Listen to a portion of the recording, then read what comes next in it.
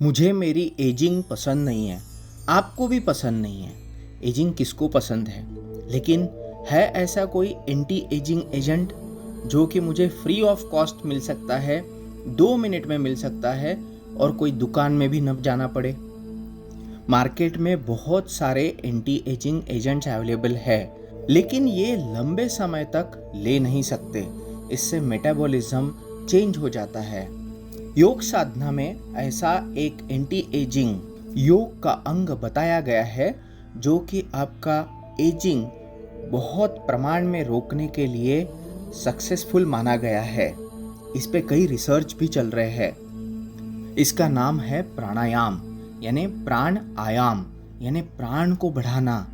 हमारी जो तेज तर्रार मेमोरी, हमारी तेज तर्रार काया, ये सब जो रहता है, ये प्राण बड़ा होने से अधिक तेजब पुंज हो जाती है। अपने शरीर में यूथ कायम रखने के लिए प्राणायाम यही एक आंसर हमारे योग साधना में पुरातन काल के एपिक्स में बताया गया है। चलो देखते हैं प्राणायाम क्या है। तस्मिन् सति श्वास प्रश्वासयो गति विच्छेदः प्राणायाम। साधन पाद के 49वें सूत्र में पतंजलि जी ने प्राणायाम इन डिटेल एक्सप्लेन किया गया है। श्वास प्रश्वास गति विच्छेद मतलब इनहेल और एक्सेल, इसकी स्थिति जब रोकी जाती है, श्वास और प्रश्वास को रोका जाता है, वो प्राणायाम होता है।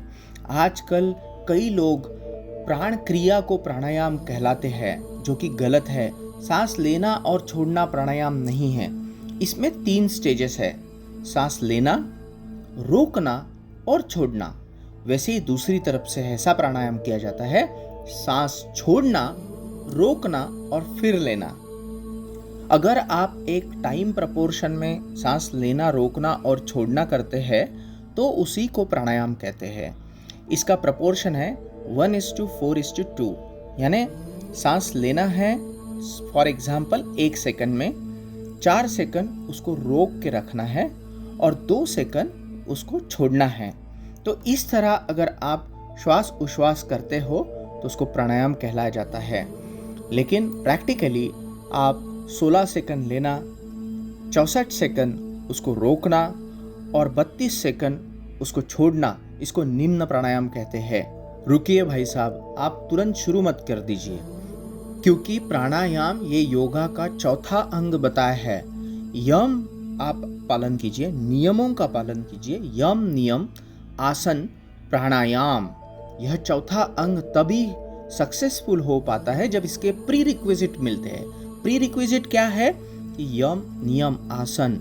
आसन में आप ततो द्वंद्व अभिध्यातः, द्वंद्व जब निकल जाते हैं, जब आप स्थिरम सुखम आसनम, आसन में स्थिर रह के और प्रयत्न शैथिल्य अनंत समापतिभ्याम, यानी प्रयत्नों को शिथिलता लाके और इजीली आप आसन कर पाते हो, शरीर शुद्ध कर पाते हो, उसके बाद प्राणायाम करना चाहिए। प्राण आयाम यानी प्राण आता है, ये इतनी सहज क्रिया नहीं है।